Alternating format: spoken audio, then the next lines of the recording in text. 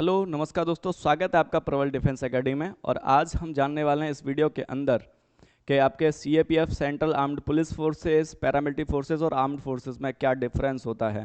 क्योंकि जनरली ये सवाल देखने को मिलता है कि आर्म्ड फोर्सेस और जो परमानेंट फोर्सेस हैं, पैरामिलिट्री फोर्सेस में क्या डिफरेंस है। एक क्यूरियोसिटी हमारे दिमाग में रहती है, तो आज वो क्यूरियोसिटी दिमाग में नहीं रहेगी। Curiosity can kill the cat, it means curiosity आपको कहीं तक भी ले जा सकती है।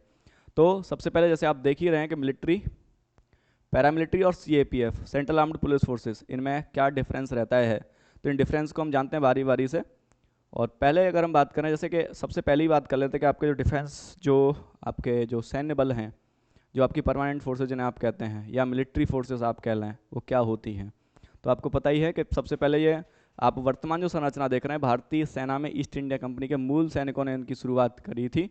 और इस समय आप स्ट्रेंथ अगर भारतीय सेना की देखोगे तो 1.4 मिलियन, लगभग 13.5-14 लाख के करीब है, जो कि काफ़ी बड़ी स्ट्रेंथ अपने आप में करती है। क्योंकि विश्व में सबसे बड़ी सेना पीएलए, पीपल्स लिबरेशन आर्मी, जो चाइना की है, उसके बाद कहीं अगर रैंक होल्ड करती है तो भारतीय सेना इस चीज़ के लिए गौरव प्राप्त करती है। लेकिन हमारे हौसले हमेशा किसी भी दुश्मन फौज से उसके लिए सुपीरियर होते हैं, और किसी भी दुश्मन फौज को जो भारत माँ की तरफ आंख उठा करके देखती है, उसको कुचलने के हौसले रखते हैं दोस्तों। इसलिए भारतीय सेना गर्व है हमारे लिए, और इसलिए भारतीय सैनिकों का पूरा देश सम्मान करता है।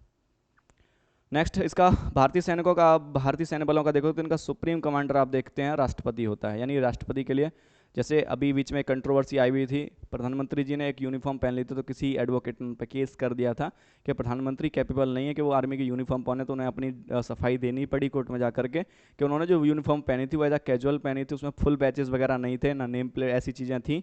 जब तक ये सारी चीज़ें नहीं होती उसको फुल यूनिफॉर्म नहीं माना जा सकता है। यानी यूनिफॉर्म का पहनने का अधिकार प्रधानमंत्री को भी नहीं है, अगर है तो सिर्फ किसको है, राष्ट्रपति, क्योंकि राष्ट्रपति ही इन तीनों सेनाओं का सुप्रीम कमांडर होता है दोस्तों। तो आप ये समझ चुके होंगे कि भारतीय सैन्य बल यानी जो आपकी मिलिट्री फोर्सेस हैं वो क्या हैं।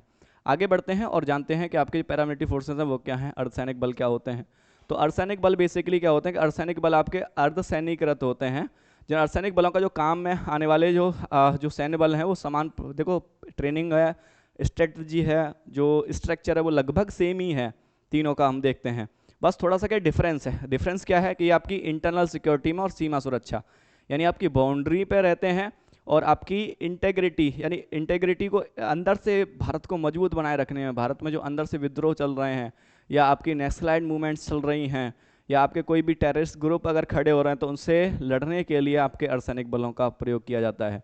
और आपकी बॉर्डर की प्रोटेक्शन के लिए भी आपकी जो परमानेंट फोर्सेज हैं, जैसे फॉर एग्जांपल आर्मी की बात करें तो आर्मी अपनी छावनी में रहती है तब तक के लिए, पीस टाइम पे जब वॉर होती है तो ये सारी की सारी पैरामिलिट्री फोर्सेज पीछे आ जाती हैं, और आपकी फ्रंट में लड़ने के लिए आपकी आर्मी, एयरफोर्स और नेवी फ्रंट में जाती हैं।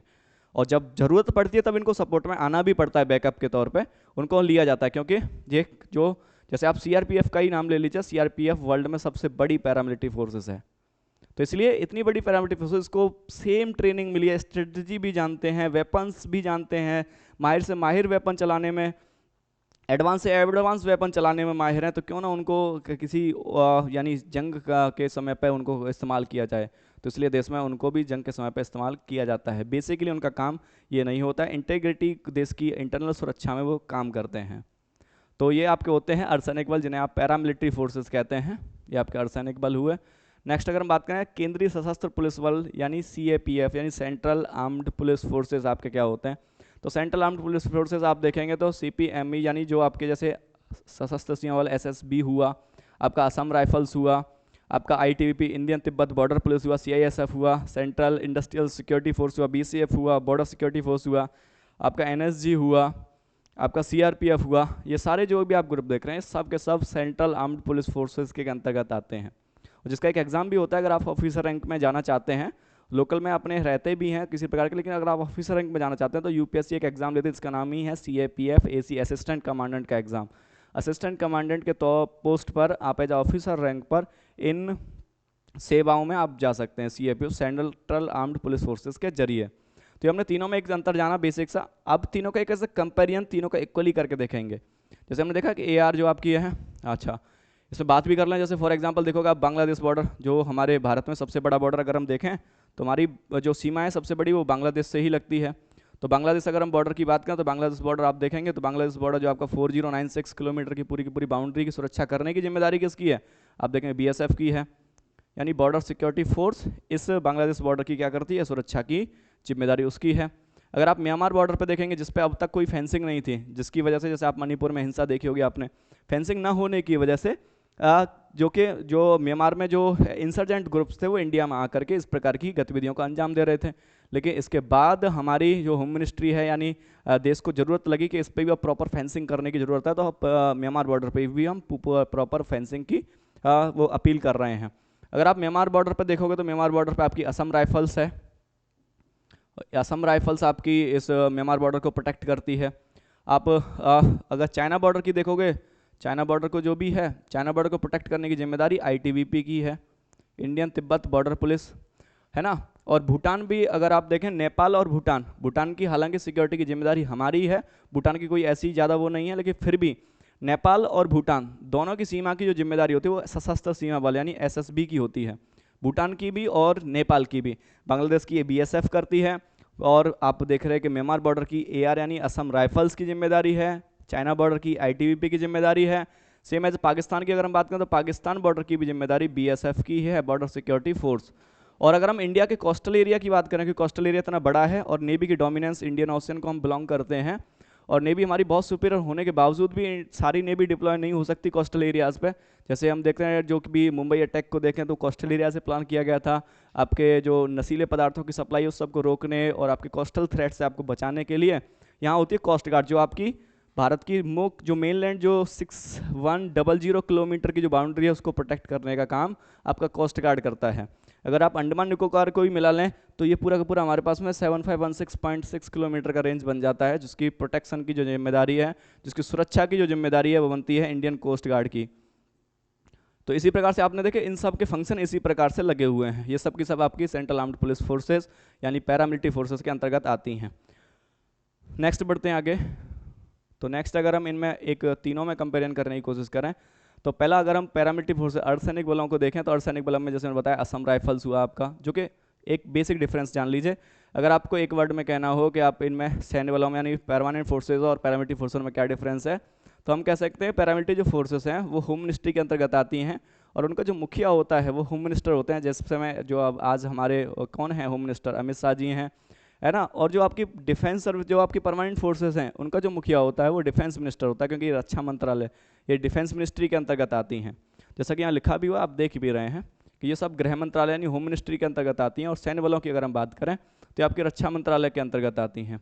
और सेम अगर हम CAPF जो कि लगभग CAPF और पैरामिलिट्री में कुछ बहुत ज़्यादा बेसिक डिफरेंस नहीं है, एक पतली सी लाइन का डिफरेंस है, तो ये भी आपके किसके होम मिनिस्टर के मिनिस्ट्री के अंतर्गत ही आती हैं।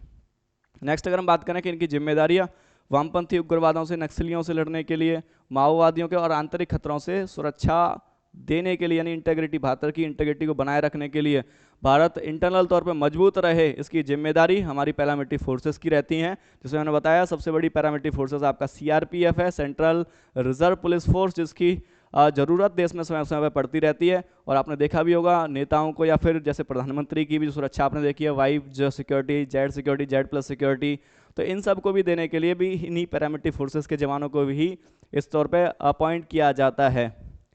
सैन्य में अगर आप देखोगे तो सैन्य बलों की जो जिम्मेदारी है वो देश की बाहरी सुरक्षाओं को आतंकवाद और देश के शत्रुओं से बचाने के लिए, जैसे मैंने बताया भी कि आर्मी पीस टाइम पे अपनी छावनियों पे अपनी कंटेनमेंट में रहती है और जब जंग की जरूरत पड़ती है तो ये सारे के सारे पैरामिलिट्री फोर्सेस पीछे आ जाते हैं और आर्मी फ्रंट पर जाकर के लड़ती है और दुश्मन से लोहा लेती है। इसी प्रकार से अगर हम बात करें CAPF की, सेंट्रल आर्म्ड पुलिस फोर्सेस की, तो सेंट्रल आर्म्ड पुलिस फोर्सेस आप देख रहे हैं देश की सीमाओं में अवैध सीमा का विद्रोह है, यानी आपकी सीमा को प्रोटेक्ट करके रखना। जैसे चाइना की हमेशा स्ट्रेटजी रहती है क्योंकि वो हमेशा साम्राज्यवाद थ्योरी पर बिलीव करता है और दूसरों की टेरिटरियों पर क्लेम करता रहता है। चाइना जिसकी सीमा बहुत सारे देशों से लगती है और उसके अधिकतर देशों से विवाद हैं और विवाद सभी ज़मीन से जुड़े हुए हैं, क्योंकि उसकी नीयत साफ है, वो दूसरों की टेरिटरी पे क्लेम करता है। जैसे हमारा अक्साई चीन आप जानते ही हैं, जो कि 42,000 स्क्वायर किलोमीटर का एरिया उसने कैप्चर कर रखा 1962 से। एक ना एक दिन भारतीय सेना उसको वापस जरूर लेगी, जो चाइना के घमंड और गुरूर को चकनाचूर कर देगी। वो समय भी आएगा दोस्तों, इसलिए आप उस समय के लिए तैयारी करते रहिए। पता नहीं कि आप जब रिकमेंड कमीशन होकर के जाएं शायद वो मौका आपको मिले, आपके देश की इंटेग्रिटी को बचाने में आप शायद काम आए, भारत माता के लिए आप काम आए, क्योंकि आप बड़ा ही गौरव का विषय होता है। नेक्स्ट अगर हम बात करें अर्धसैनिक बलों की, तो पुलिस महानिदेशक अर्धसैनिक बलों का प्रमुख होता है, और इनमें जो होते हैं वो सेना के जनरल होते हैं, जनरल, और वहाँ बोलते हैं महानिदेशक। जैसे बोला असिस्टेंट कमांडेंट होते हैं, यहाँ एज अ लेफ्टिनेंट के तौर पे, फ्लाइंग ऑफिसर के तौर पे आपको रिकमेंड किया जाता है। यहाँ बात करें तो असिस्टेंट कमांडेंट के तौर पे आपको नियुक्त किया जाता है, और इनके जो सुप्रीम होते हैं वो महानिदेशक कहलाते हैं, इनके जो सुप्रीम है वो जनरल कहलाते हैं। ऐसे ही बताया यहाँ भी एक आईपीएस जो अधिकारी होता है वो सीएपीएफ बलों का प्रमुख होता है। सेंट्रल आर्म्ड पुलिस फोर्सेस में एक आईपीएस अधिकारी को सुप्रीम माना जाता है। नेक्स्ट अगर हम बात करें, जैसे कि अभी देखा हमने कि अर्धसैनिक बलों में आपका विशेष सीमा बल हो गया है ना, और आपके पास में Indian coast guard, Assam rifles हुआ, और आपकी भारतीय परमानेंट फोर्सेस में देखोगे तो आपकी नेवी, एयरफोर्स एंड आर्मी, इस प्रकार से ये हुई। और आपके सीएपीएफ में के अंदर अगर आप देखोगे तो ITBP, Indian Tibet border police, CISF, central industrial security force and central industrial security force आपने देखी होगी। ज़्यादातर ये हिस्टोरिकल मॉन्यूमेंट पर रहते हैं, या माइंस वाले जगहों पर, या फिर एयरपोर्ट अथॉरिटी में इनकी ज़रूरत होती है सिक्योरिटी, मेट्रो स्टेशन पे आपने देखे होंगे, क्योंकि देश की धरोहर की सुरक्षा की जो जिम्मेदारी है वो सीआईएसएफ को होती है, ताकि उस प्रॉपर्टी को कोई डैमेज ना कर पाए, कोई भी आतंकवादी उसको नुकसान ना पहुंचा पाए, इसकी जिम्मेदारी CAPF central arm police forces की, और उसमें जो सीआईएसएफ की होती है। इसी प्रकार से सीआरपीएफ। तो ये एक तीनों के बीच में एक कंपैरिजन है।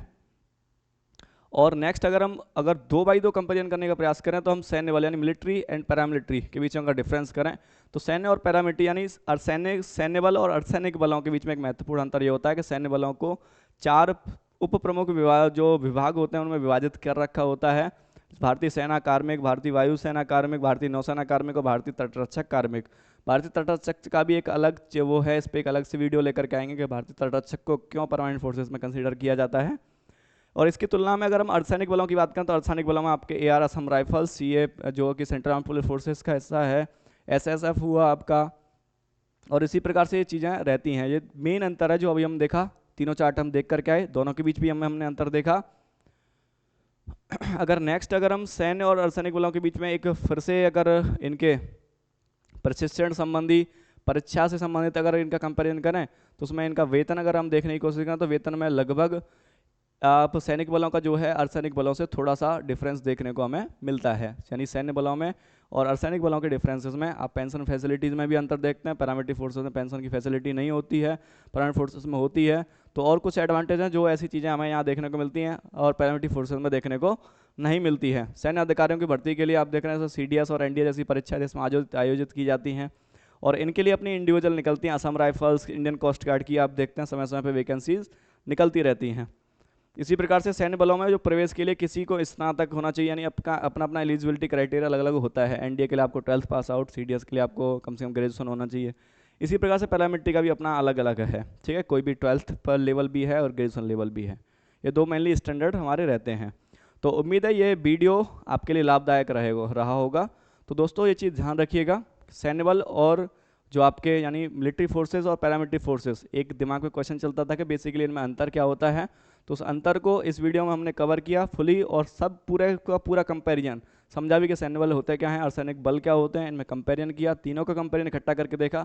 तो उम्मीद है ये वीडियो आपके लिए बहुत काम की रहेगी। तो धन्यवाद, जय हिंद दोस्तों।